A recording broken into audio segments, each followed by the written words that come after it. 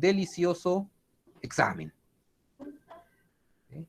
Entonces, váyanse preparando. Estamos hablando de 3 semanas. Esta, y cuenten otras 2, porque es la clase 11, 9, 10 y 11. Llegamos a la 11 y es examen después inmediatamente, ¿no? Entonces, estamos hablando más o menos de 3 semanas para que ya apliquemos el rico y delicioso examen. Bueno, vamos a la clase de hoy.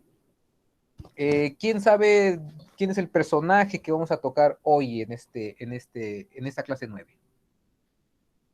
¿Quién hizo su tarea? ¿Quién leyó?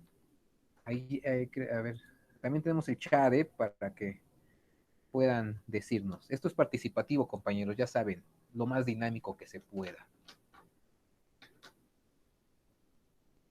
¿De quién habla la clase 9?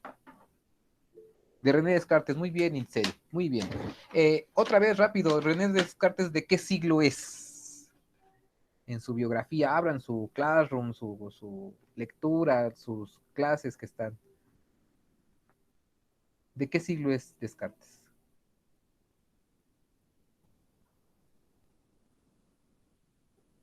¿En qué año nació?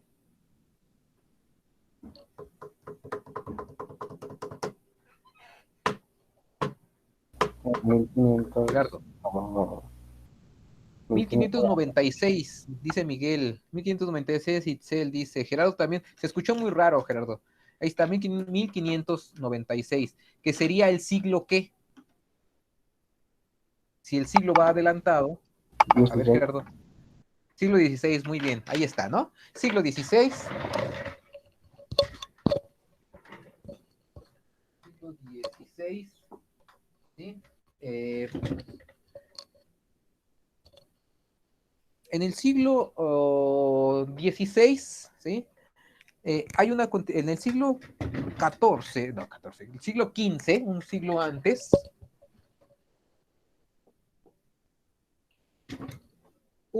y eso viene en la lectura, hubo un acontecimiento que va a transformar todo el sistema mundo en el que se vivía en Europa.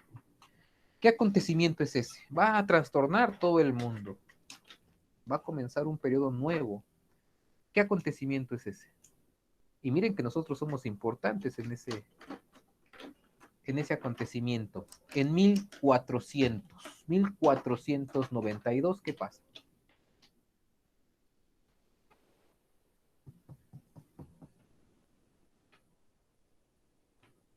¿Qué pasó en el mundo en 1492, compañeros?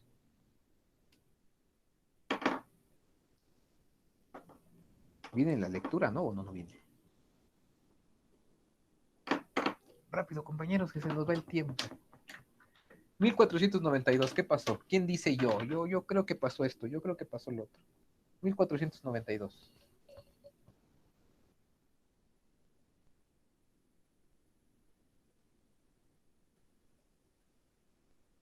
En el chat participen. No tengan pena.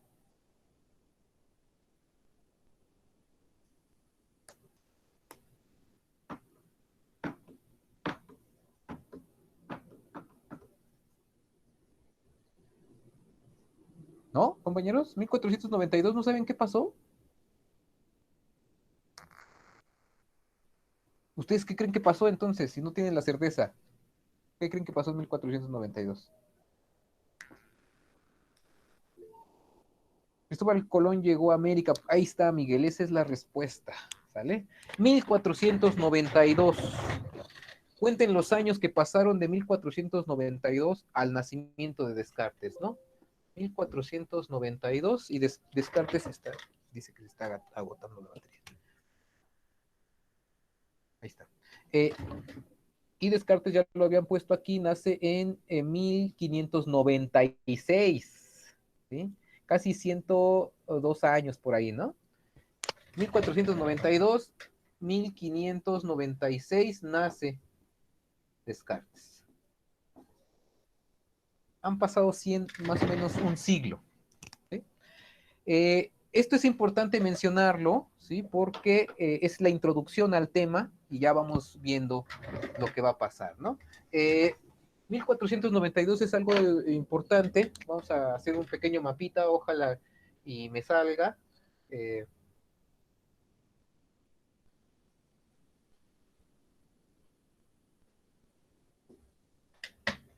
Europa, por supuesto,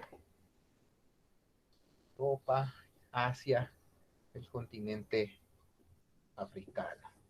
Ahí así, más o menos. ¿Sí?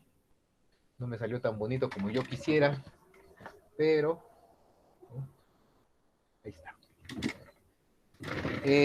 Si se alcanza a ver, no soy Picasso, por supuesto, no soy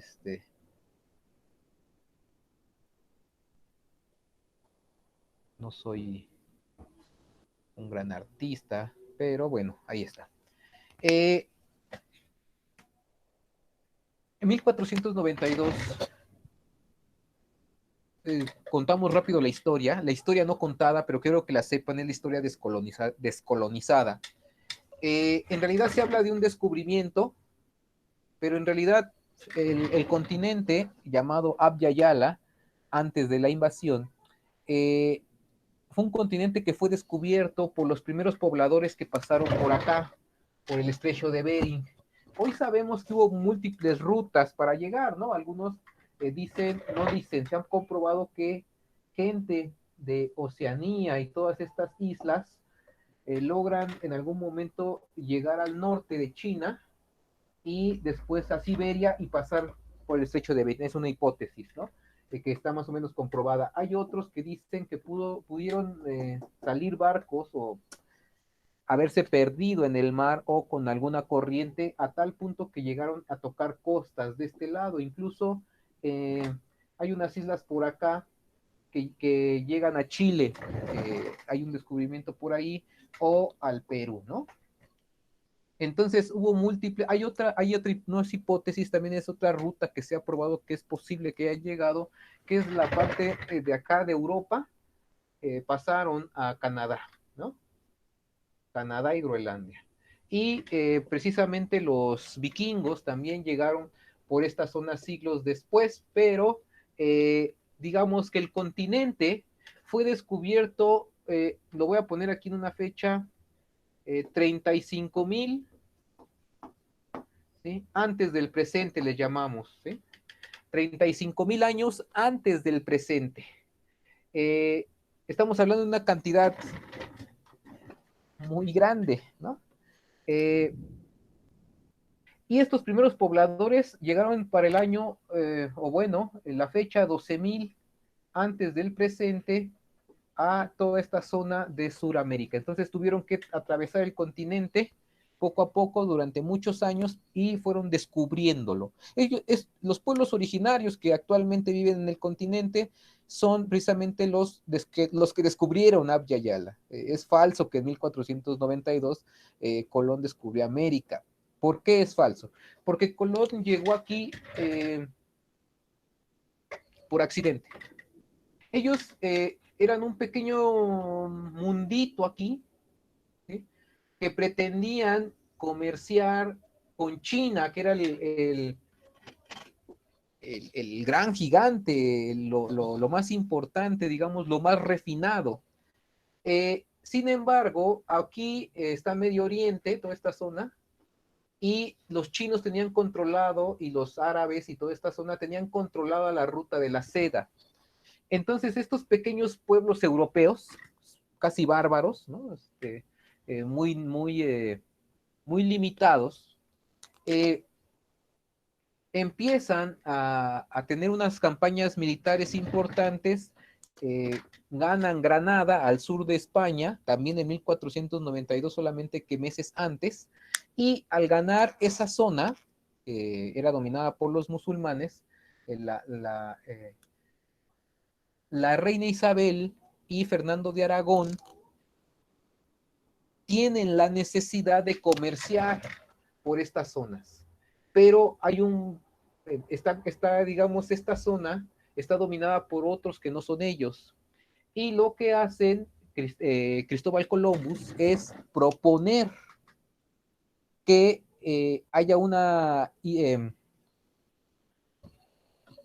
expedición para tratar de llegar a la India, ¿sí? No sabían que existía esto, el continente. Ellos creían, tenían la hipótesis, porque hasta hace muy poco la gente seguía creyendo en la idea teológica de la filosofía cristiana de la que veníamos hablando, pero en esta época va a haber cambios bien importantes porque se empieza a cuestionar algunas de las verdades que se tenían, teológicas que se tenían, ¿no?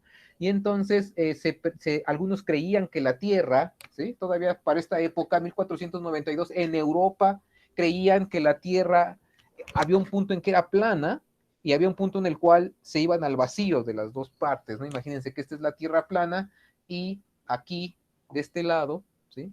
Se cae un barco, aquí va un barquito, ¿no? Y el barquito, si llegaba al límite del mundo, pues era el vacío, era una especie de cascada hacia el infinito.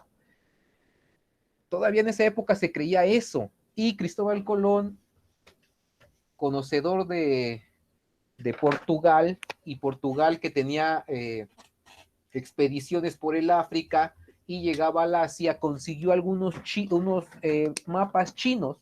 Los chinos, se sabe que para 1423, ¿sí? Hubo expediciones que cartografiaron esta parte de Brasil, lo que hoy es Brasil. Y con esos mapas, Cristóbal Colón sabía que si partía de aquí iba a llegar o que iba a tocar tierra. Pero él creía que esto que estaba cartografiado por los chinos, que ya habían visitado el continente desde antes, que estaban cartografiados, él creía que estaban por acá, por la India, o por la China, ¿no? ¿Sí? Él creía que si llegaba a eso que habían cartografiado los chinos, iban a poder comerciar sin tener que pasar por acá. Entonces era abrir una ruta comercial para vender productos, comprar productos. Y efectivamente, Colón sabía que iba a haber algo aquí porque ya el mapa chino, sí, los mapas chinos lo marcaban, él sabía. Simplemente que nunca comprendió que era otro continente. Columbus murió pensando, murió creyendo que estaba en la India. Por eso todos los grupos de los pueblos originarios despectivamente se les ha llamado indios, porque él creía que estaba en la India. Él muere creyendo que está en su diario de viaje. Él dice: estoy a unos cuantos días, a 3 días de encontrarme con el Gran Khan. El Gran Khan era, así se le llamaba aquí en China, el emperador.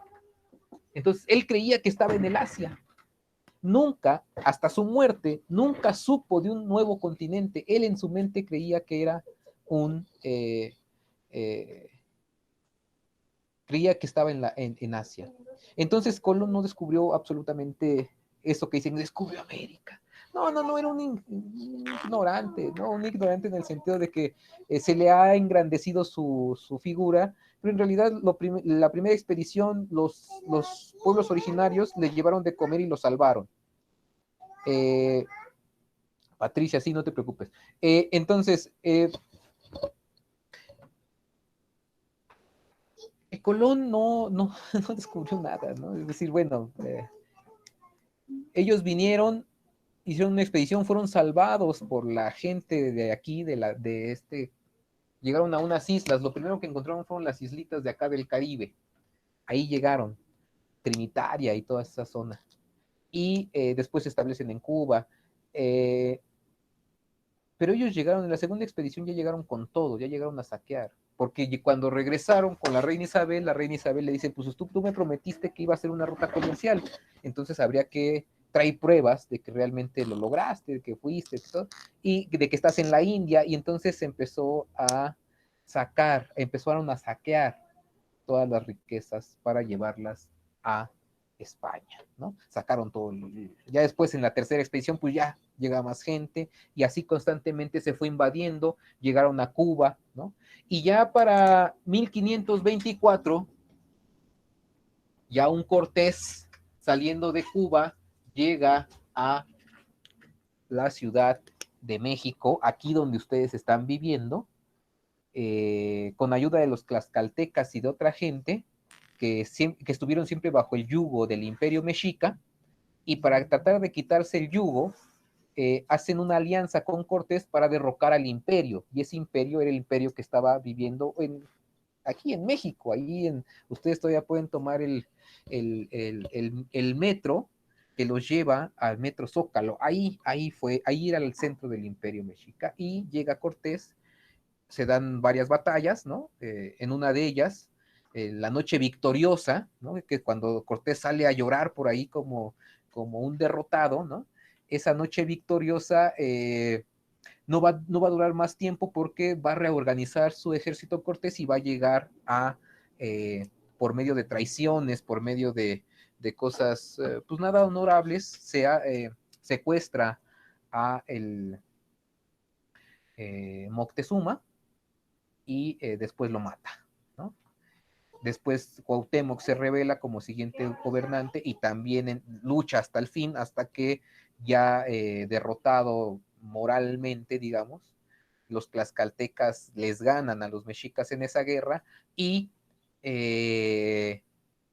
los mexicanos tienen que abandonar la ciudad, ¿no? Como exiliados, salen.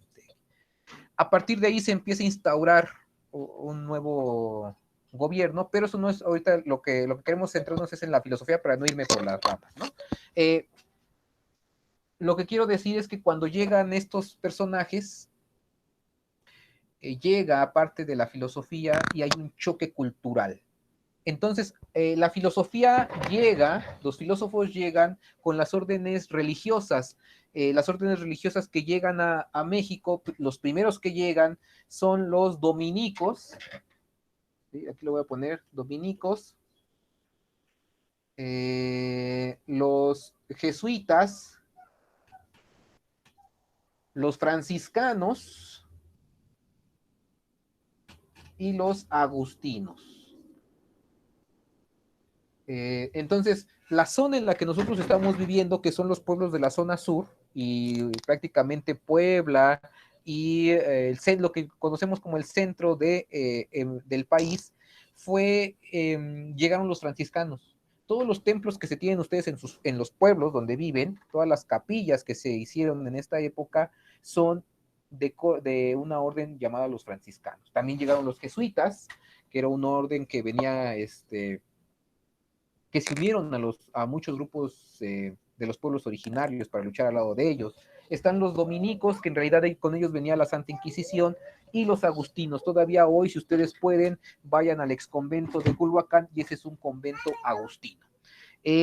Aquí llega la filosofía, pero los jesuitas, que son los que están más avanzados, digamos, mandan cartas a sus colegios que tienen en Francia, diciendo de los descubrimientos o de este mundo que es nuevo, ¿no? Dice, nos habían dicho que la Tierra era plana y esta manera de llegar para los europeos, ¿no? Hemos descubierto que la Tierra no es plana. Entonces, todo aquello que nos habían dicho de Dios, todo aquello que era estable, cuando alguien empieza a dudar, ya no es tan estable, ¿no? A ver, pongamos ejemplos. Cuando ustedes son niños, ¿sí? Cuando ustedes son niños, los fabulosos Reyes Magos, hay toda una magia en eso, ¿no? Entonces, no sabemos por qué, pero en algún momento uno despierta y están los juguetes ahí, y uno no lo cuestiona.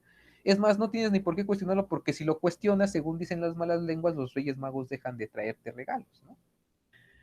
Y dices, bueno, pues, y uno va así, hasta que un día alguien, o por alguna razón, te revelan el secreto de que los Reyes Magos son los papás. ¿Qué se siente? ¿Qué se siente pasar de algo que era como una especie de mentira piadosa a una verdad? ¿Ustedes qué sienten? ¿Qué sintieron? ¿Alguien podría compartirnos un poco qué sintieron con eso? La decepción. Claro, y entonces empieza a decir, bueno, entonces todo lo que me han contado, ¿qué tal si todo lo que me han contado también es falso? ¿No? Otro ejemplo de esos, para estos días de lluvia, ¿no? Te quiero mucho. Un novio le dice a su novia o una novia le dice a su novio. Y entonces el otro se va con ese te quiero mucho y dice, wow, qué hermoso es la vida, ¿no? y cuando otro día llega a la casa de la novia por sorpresa, o del novio por sorpresa, se encuentra que, pues que está, no sé, está besándose con otra, como dice la canción, ¿no? Llegas a la fiesta y te ves besándote con otra o con otro. La palabra del te quiero sigue teniendo el mismo significado. ¿Ustedes qué piensan? ¿Ustedes qué sintieron? ¿O qué pueden sentir si pasa eso? ¿Qué se pierde? Se pierde un poco la confianza, ¿no? ¿Sí? Llega un momento en el cual, ante algo que creíamos estable, y llega una verdad, y esa verdad empieza a tambalear las grandes verdades. Y entonces la gran verdad antes de esta época es Dios. Entonces, si lo que nos han dicho si nos han dicho que la verdad es Dios, y si la verdad es falsa, entonces quizás ese Dios también es falso. ¿Sí se dan cuenta del razonamiento? ¿No? Es decir, una cosa en la cual tú no debes de dudar es en Dios, porque esa es la verdad. Pero cuando se dieron cuenta de este descubrimiento, cuando descubrieron esta tierra, ellos, porque ya la habían descubierto los pueblos originarios desde antes aquí, pero cuando ellos descubren que el mundo no es eh, plano, sino redondo, se dan cuenta que hay muchas mentiras detrás de lo que se dice que es verdad. Uno empieza a dudar, uno ya no empieza a querer como antes. Si otra mujer u otro hombre, X, dependiendo el caso, de pronto te dice o nos dice, te quiero, después de la primera decepción, ya es más difícil volver a creer en ese te quiero, ¿no? Es decir, uno pierde la confianza, empieza a dudar. Una vez me dijeron que me querían y salió que era falso. Y ahora tú me dices que me quieres. Ya no es lo mismo. Se empieza ya después de la primera experiencia de salir de ese estado de verdad y poner en cuestión la verdad, uno empieza a dudar. ¿Les ha pasado o no les ha pasado, compañeros? ¿Alguien quiere? Patricia dice que sí, ahí está, ¿no? Es para que lo sientan, para que lo vivan, cuando se caen las grandes verdades, ¿sí? La gran verdad, los reyes magos no existieron, fueron tus papás, siempre lo fueron. Viviste engañado todo este tiempo. Imagínense ahora el argumento diciéndoles, Dios es la verdad, pero la gran verdad es mentira. Esto es a lo que se están enfrentando, porque las grandes verdades fundamentadas en Dios, los jesuitas empiezan a mandar cartas diciendo, no sabemos qué es todo esto, ¿no? Y en esos colegios jesuitas, René Descartes está leyendo la correspondencia que llega directamente desde acá, desde México, o lo que está pasando aquí, y se empieza a dar cuenta de que si hay ahí otro mundo nuevo, no para los europeos, viejo para los pueblos originarios que ya estábamos, ¿no? Si ese mundo nuevo para los europeos pone en tela de juicio, es decir, pone en duda las antiguas verdades. Y entonces, si imagínense, si todo lo que creía, todo en lo que creíamos resulta que fuera mentira, entonces, ¿cómo podemos volver a ser los mismos? Ya no se puede.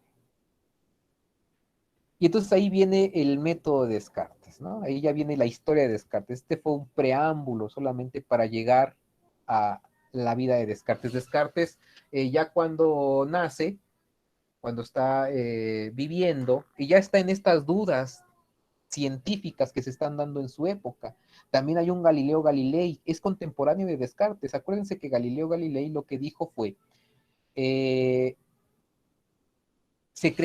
antes se creía, vamos a borrar aquí. ¿Hasta aquí hay preguntas, compañeros? ¿Dudas? ¿Comentarios?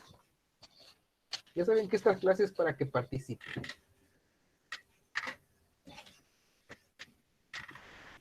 No, profe.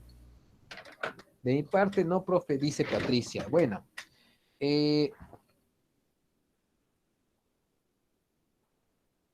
Descartes ¿sí? Descartes va a ser un personaje francés que no, que tiene en su mundo cultural, en el mundo cultural en el que está viviendo, hay grandes dudas. Galileo pensaba, que era lo que les quería decir y dibujar aquí, antes de Galileo se creía que el Sol, se creía que esta era la Tierra y que el Sol giraba alrededor de la Tierra, ¿no?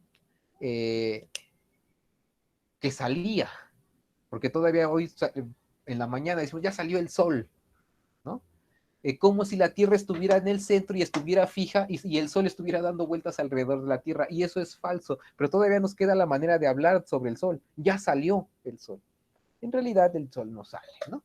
Lo que Galileo planteaba, a diferencia de este modelo, era que el Sol estaba en el centro y que la Tierra era la que giraba alrededor del Sol. Esto lo sostenía la Iglesia Católica. Esto lo sostenía Galileo. Y claro, poner en cuestión este esquema implicaba poner en duda la verdad de todos aquellos que sustentaban la idea de Dios. Toda la filosofía escolástica, lo que llamamos la filosofía de la cristiandad que ya vimos, se pone en duda, se pone en cuestión y claro, la Santa Inquisición llega con Galileo y ya saben la historia, llega con Galileo y le dicen, ¿sabes qué? A ver, explícanos eso, explica todo esto y al final, cuando ve que están torturando a todos, ¿no? Y que le están ahí, al final Galileo dice, está bien, ustedes ganan, ¿no? Para que no me quiten un pie ni me saquen un ojo, entonces yo voy a decir que la Tierra está fija, que el Sol está fijo, o que sale, que el Sol es el que se mueve, ¿no? Está bien. Y al final de su declaración dice, y sin embargo se mueve. Es decir, todavía está, esto está en la declaración cuando en la Santa Inquisición, al final él termina afirmando, y sin embargo se mueve, tratando de referirse a que es la Tierra la que se está moviendo, pero así ya lo dejan ir. Entonces, hablar de cosas verdaderas frente a la Santa Inquisición implicaba jugarse la vida, y Descartes también está en la misma situación, se está jugando la vida al decir cosas nuevas. ¿Qué va a decir Descartes? ¿Sale? Vámonos rápido porque la clase se acaba. Descartes está pensando, eh, eh, en algún momento de la guerra, está solo, totalmente solo, y ya imagínense la guerra totalmente devastada, totalmente solo, con el frío, el invierno, al lado de una estufa se acurruca, y ahí es ahí donde empieza a escribir pues todo su padecer, toda su fuga mental ante tanto dolor de la guerra, empieza a escribir el discurso del método, ¿no? ¿En qué consiste el discurso del método? Eh, y después va a escribir más tarde las meditaciones metafísicas, pero el discurso del método es una... Eh, Descartes empieza a llegar como una especie de psicosis, ¿no? Es decir, dice, la pregunta es, ¿en qué podemos basar las verdades? Si se está en cuestión incluso la propia existencia de la propia verdad absoluta que es Dios, entonces, ¿en qué podemos ahora creer? Y dice, bueno, la única manera, ¿sí? La única manera de llegar a una verdad es dudando, porque si empiezas a dudar, en algún momento te vas a dar cuenta o que es verdad o que tu duda tenía sentido. Por ejemplo, te quiero mucho, ¿qué tanto me quieres, no? O sea, ¿cuáles son las muestras de cariño que uno puede dar para demostrar que quiere a alguien? Pero claro, cuando uno ya muchas veces te han dicho te quiero y no es verdad, pues ya duda uno de todo. Y entonces uno dice, no, pues espérate, ¿no? Como para qué me quieres, ¿no? Para el perro, ¿no? Ahí decían por ahí, ¿no? Entonces, cuando ya hay una duda, para llegar a esa verdad, si realmente me quieres, y va a llegar un punto en el cual digas, sí, realmente con todos tus actos has demostrado que me quieres. Pero antes tuve que dudar y para llegar a esa verdad, a esa certeza, tuve que dudar. Y este es el método científico de Descartes, ¿sí? Hay que dudar. Entonces, el método filosófico de Descartes le llaman la duda metódica, ¿sí? Porque siempre se está dudando. Entonces yo les puedo decir, este pizarrón es blanco, y bajo la duda metódica uno diría, ¿y si no lo es? ¿Y si el profesor nos está engañando? Descartes, vuelvo a repetir en esta escena, ya para ir puntualizando qué es lo que quiere decir Descartes, es, para llegar a una verdad tengo que dudar. Y si tengo que dudar, tengo que empezar por dudar que esto que me rodea es real. Porque quizás, dice él, quizás todo lo que he vivido, quizás toda mi vida, quizás todo lo que me han dicho ha sido producto de un genio maligno. Este genio maligno seguramente me está diciendo todas estas verdades para engañarme, pero yo lo que quiero es llegar a una verdad. Entonces, ¿cómo hacer para saber si lo que estoy viviendo es real o no? Dice, porque en el sueño, cuando estoy soñando, muchas veces he soñado qué es la verdad, o sea, qué es la realidad. ¿A ustedes les ha pasado, ¿no? Esta idea de que el sueño es tan vívido que de pronto uno cree que está realmente viviendo esa situación y poco a poco despiertas, incluso llegas a dudar de que estabas dormido, porque era tan fuerte el sueño que creíste que realmente era verdad. Entonces es como si de pronto ahorita yo les dijera, a ver compañeros, ¿qué les pareciera y qué les dijera que en este momento ustedes en realidad están durmiendo y están soñando con la clase de filosofía? Y están soñando con el profesor, y están soñando que están en el Zoom o aquí en la computadora, pero ya va a llegar un momento en el cual empiecen a despertar y se darán cuenta que no era verdad. ¿Cómo poder distinguir entre el sueño y la realidad, entre lo falso y lo verdadero? Dice Descartes, lo que hay que hacer es dudar. ¿Qué tal si esto que estoy viviendo en este instante es un sueño y no la verdad? ¿Cómo distinguirlo? Y entonces dice Descartes, estoy dudando de todo lo que me rodea. Dice, estoy en un escritorio, eso lo dice en el discurso del método, estoy en un escritorio, ¿no?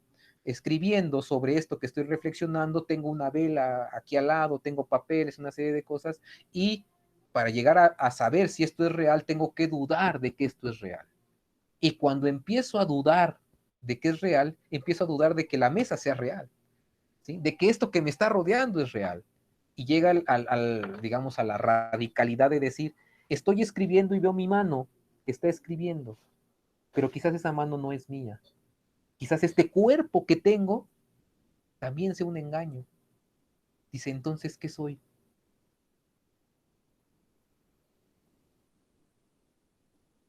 Si este cuerpo que tengo es un engaño, si esta realidad es un engaño, producto del genio maligno, entonces, ¿qué soy? Y después ahí va a sacar la máxima. ¿Sí? ¿Cuál es la máxima? ¿Alguien la tiene clara? La máxima de Descartes. Dice Descartes, mientras esté pensando soy algo. Mientras siga pensando soy algo. Quizás este cuerpo es falso, quizás toda esta realidad es falsa, pero mientras yo siga pensando soy algo. Entonces dice, pienso, luego existo. Ahí viene la pregunta para ustedes. Si en algún momento ustedes dejan de pensar, ¿seguirían existiendo?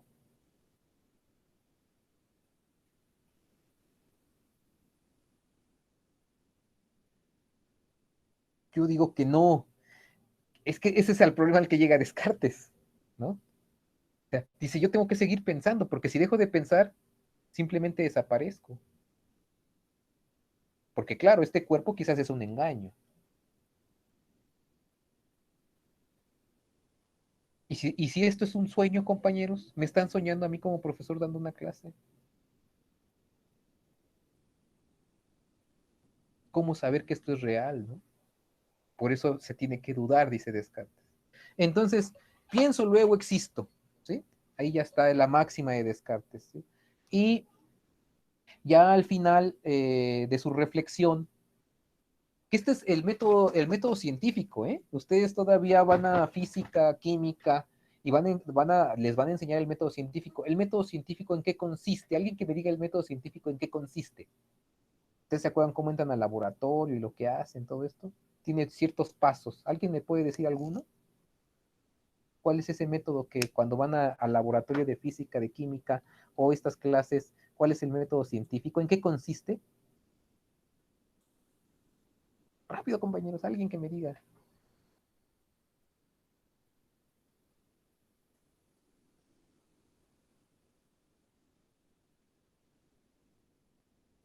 El método científico consiste en la observación y la comprobación.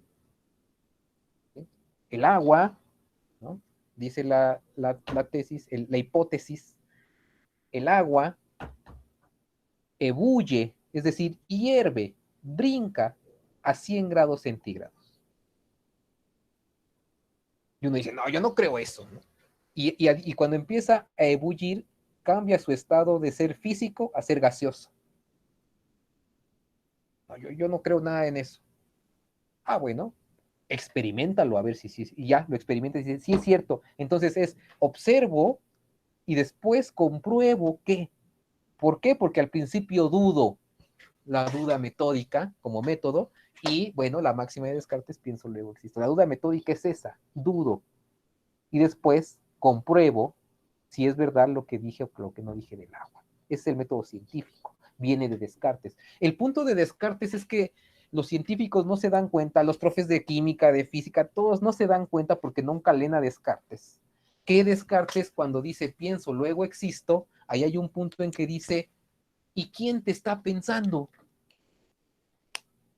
Y ya, ahí viene el fin de la historia, ¿no? Cuando dice, bueno, todo esto es real porque si hubiera un genio maligno, Dios no puede permitir que ese genio maligno me engañe. Por lo tanto, todo esto es verdad porque si soy un pensamiento, ¿quién me está pensando? Y dice, Dios es el que me está pensando. Es algo así como si de pronto alguien, un escritor, hiciera un personaje en su cabeza, lo inventara y de pronto el personaje un día llega, toca a tu casa y dice, oye, ¿sabes qué? ¿Qué? Mira, yo soy el personaje que tú inventaste en aquella novela, en aquel cuento, y te voy a pedir que no me mates porque estás pensando ya que en las siguientes 2 páginas me vas a matar, entonces no me mates. Es como si alguien nos estuviera pensando. ¿Y quién nos está pensando? Aquí, en este momento, es Dios. Somos un pensamiento de Dios. Pienso, luego existo. Esto los maestros de física y de química no lo saben porque no lo leen.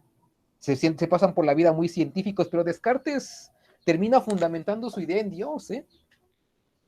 Aquí hay 2 hipótesis. Hay quien cree que Descartes saca este argumento de Dios para que no lo queme la Santa Inquisición como pretendían quemar a Galileo, porque como les repito, son contemporáneos, y entonces Galileo, Descartes está viendo el juicio de Galileo, dice, lo van a quemar, ¿no? Dice, yo mejor no digo nada, yo mejor digo lo que ellos quieren, que si es Dios, pues bueno, Dios. Esa es una cosa. La otra hipótesis es que verdaderamente Descartes creía en esto, en Dios. ¿Por qué? ¿Han estado totalmente solos, compañeros? ¿Algún día que se sientan así terriblemente solos?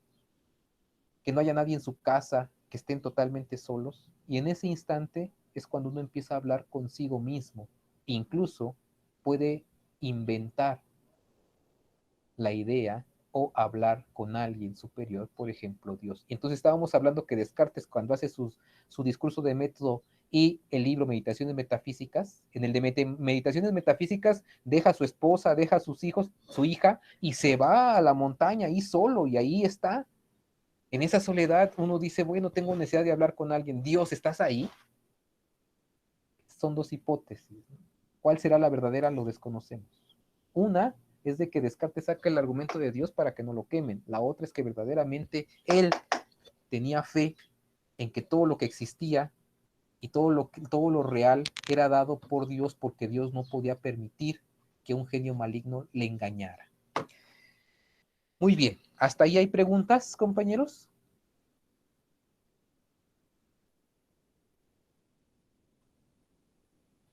Preguntas.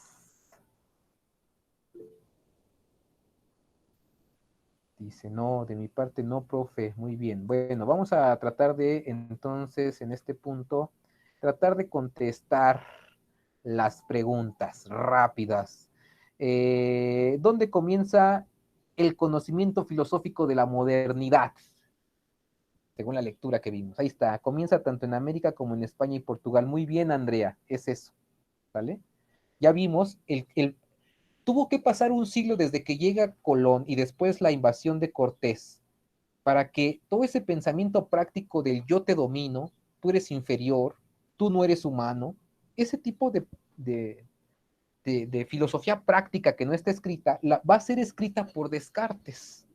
¿Sí? Tiene que pasar un siglo para que Descartes empiece a generar un nuevo método de investigación científica que ya no esté fundamentado en la teología, en la idea de Dios, pero al final él termina repitiendo el fundamento, pero no importa, ya hay un método distinto, tienes que dudar, la duda metódica, ¿no? Y esto se va a dar, va a pasar del contacto, de la invasión de Abya, que después van a llamar América, va a pasar España y Portugal, son las primeras universidades que empiezan a discutir algo así como, estos del otro lado, ¿son humanos?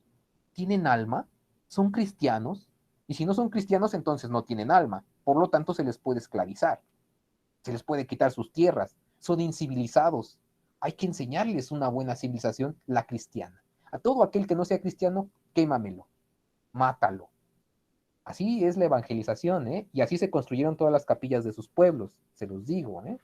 Bueno, entonces, las primeras discusiones filosóficas de la modernidad van a comenzar tanto en América como en Portugal y España. Y de ahí va a subir a Francia y de Francia a Inglaterra, Alemania y todos esos lugares, ¿no? Bueno, 1492, digo 15 y siglo XVI, 1500. Hasta que en el 1600 con Descartes ya se formula este tipo de filosofía nueva. Dos, por eso se le llama filosofía moderna. La modernidad comienza con el descubrimiento del mar Atlántico. Dos, ¿cuáles son las partes en que está dividido el yo dual postulado por René Descartes? ¿Quién me lo dice? Ahí está, Andrea. El estudiante jesuita del festival. No, no, esa no es la respuesta. La pregunta es, ¿cuáles son las dos partes en que está dividido el yo dual postulado por René Descartes? ¿Cuáles son esas dos partes? El ego-cuerpo, el cuerpo y el pensamiento. Acuérdense que antes era cuerpo-alma. Ahora Descartes, ya con una filosofía moderna, con otro tipo de conceptos, va a decir lo mismo. En realidad, no es cuerpo y alma como los filosofía cristiana, de la cristiandad, sino ahora es cuerpo, que es despreciable. Acuérdense que dudo de mi cuerpo y soy un pensamiento. Y ese pensamiento, ¿qué es un pensamiento? Es una idea metafísica, es como la idea del alma. Es el mismo esquema dual. Cuerpo-alma de los cristianos, ¿no? De los griegos, cuerpo-alma, ahora en Descartes es cuerpo-pensamiento, el pensamiento como algo metafísico, y le dan más importancia al pensamiento que al propio cuerpo. Es la misma tradición de filosofía, ¿no? Entonces, ahí está, el ego, cuerpo y el alma. 3. ¿Cuál es el método que utiliza como punto de partida de René Descartes? Ya lo dijimos. ¿Cuál es el método que utiliza René Descartes? Es la duda, ahí está. Gerardo, es la duda. Itzel dice, es la duda. Exactamente, es la duda. La duda metódica le llamamos, ¿sale? Entonces, cuando venga en el examen, ¿cuál es el método de Descartes que utiliza? Es la duda metódica. Ahí está. 4. ¿Cuál es la máxima premisa a la que llega Descartes en sus meditaciones metafísicas? Ya la acabamos de decir. ¿Cuál es? Pollito ergo sum, pienso, luego existo. Ahí está. Andrea Itzel es ese. Pienso, lo que ya vimos. Pienso, luego existo. Primero soy pensamiento, un ente, quién sabe qué es un pensamiento. Y ya después puedo existir. Es algo así como primero tengo alma y después cuerpo. Y así lo piensa Descartes. ¿Eh? ¿Y quién está pensando a ese pensamiento? Descartes dice Dios. ¿No? Dios. Así es. Ya lo vimos en estas reflexiones. 5. Para Descartes, ya lo dijimos ahorita, pero repítanlo nuevamente, para Descartes, ¿quién es el fundamento del pensamiento? Dios, ahí está, Dios. Muy bien. Ahí están las preguntas, ¿no? Por ahí en la lectura puse una pregunta que era la que estaba respondiendo, me parece que Itzel, no sé quién respondió, Andrea, que decía, ¿quién es el filósofo de la modernidad? Algo así, y es René Descartes, pero ya en las preguntas que les puse en el Classroom la quité, ¿no? Esa ya ya no tiene sentido, porque toda la clase hablamos de René Descartes, entonces es muy obvio, entonces ya con 5 está bien. Bueno, preguntas hasta aquí, compañeros.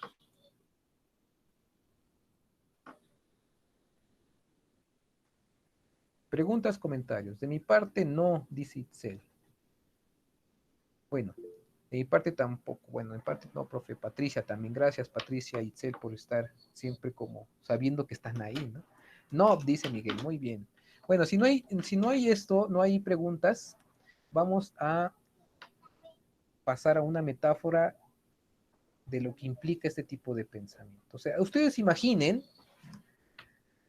que de pronto estamos despiertos en esta realidad, ¿no? Porque Dios nos permite que estemos, que esa sea real, ¿no? Y van a dormir a su casa, ¿no? Y en el sueño, en ese instante, alguien en otro lugar, en otro tiempo, en otro espacio, despierta y comienza una vida cotidiana. Y cuando él, en ese otro tiempo, otro espacio, se duerme, en ese instante ustedes despiertan aquí y dicen, tengo que ir a la escuela, tengo que hacer mi tarea de filosofía. ¿Es posible eso? ¿Hasta dónde es posible? Y lo otro es como cuando de pronto, imaginen ustedes que alguien está dormido o en una banca, en una mesa, y hay una puerta, ¿no? Y en esa puerta alguien entra y el que está dormido levanta la cabeza y le dice, no me despiertes porque si me despiertas desaparezco. Este son el tipo de juego y de imaginación que Descartes está pensando. ¿Sí? Somos un pensamiento. Y si somos un pensamiento y el cuerpo no importa, el pensamiento puede, pues no sé, ser una especie de alma que viaja por el mundo de diferentes maneras. Esas son las posibilidades de las que abre Descartes, ¿no? Ya después veremos la crítica a esto, pero por el momento este es el fundamento de la filosofía moderna, el yo. Yo pienso, luego existo. No es un nosotros, no es yo pienso contigo, no, hay que recordar que Descartes está en lo solitario. ¿Sí? Y él está pensando en un yo, un ego, como el de Cortés, yo conquisto. Yo soy el conquistador, yo mato al que no es como yo. Ese yo es el yo moderno. Esa es la modernidad hasta cierto punto. Y Descartes está pensando en ese yo, en ese ego. Por eso cuando de pronto somos totalmente egoístas, viene de este tipo de pensamiento moderno y que se presume científico, pero en el fondo tiene una justificación de Dios. Bueno, ¿qué vimos en esta clase ya para despedirnos? Rápido, 3 compañeros que me digan algo que vimos, algo que ya hemos visto.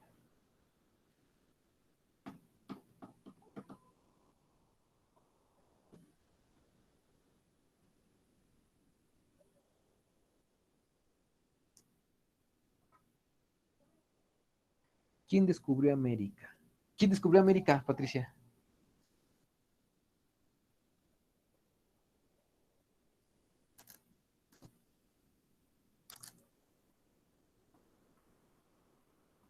Sí, eso vimos hoy. ¿Quién descubrió América? La máxima premisa de Descartes también la vimos, pienso, luego existo. Cuando decimos quién descubrió América hay que tener muy claro, los que descubren América son los pueblos originarios en el 35.000 antes del presente, esos descubrieron el continente de Abya Yala. Cuando dicen que descubrieron el mundo en 1492, es simplemente que lo descubrieron los europeos para ellos, pero este mundo ya estaba descubierto. Bueno, ahí está. Por ahí pusieron nota, pues según Hernán Cortés, pero ya usted nos dijo que no fue, profe. Bueno, ahí está, ¿no? Ya aclaramos eso. Todavía hoy en las escuelas siguen cantando canciones como Cristóbal Colón llegó a descubrir América, no descubrieron. Si hay descubridores antes que Colón, antes que Cortés, ¿no? ¿Quién invadió América? Es otra cosa. La invasión llegó en 1492. La invasión de México Tenochtitlán se culmina en 1524 al mando de Hernán Cortés. ¿Sí? Y es un genocida. Y eso hay que decirlo siempre. No fue un encuentro de dos mundos. Fue un sujeto violento, genocida. ¿Sí? Y eso es la modernidad. En eso está fundada la modernidad.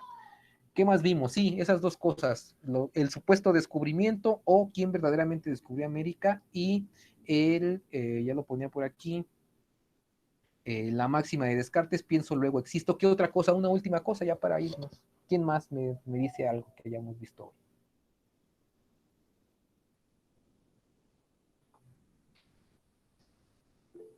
El método científico. ¿Sí? ¿En qué consiste el método científico?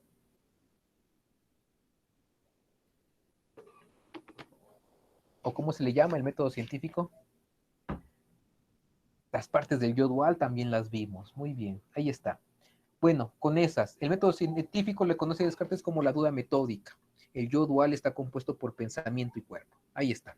Bueno, no nos vamos a ver por hoy. La próxima clase es Kant, ya está la tarea, ya seguramente ya la hicieron. Hoy se sube la tarea 11 y nos estamos enfilando a enfrentarnos al delicioso. Entonces, cuídense mucho y como no nos vamos a ver, pues pórtense mal, se portan mal, ¿qué hacemos? Lo invitamos. Muy bien, María del Pilar, me invita. Lo invitamos. Nos vemos entonces, cuídense mucho. Hasta luego, profe. Hasta luego. Hasta luego, Itzel.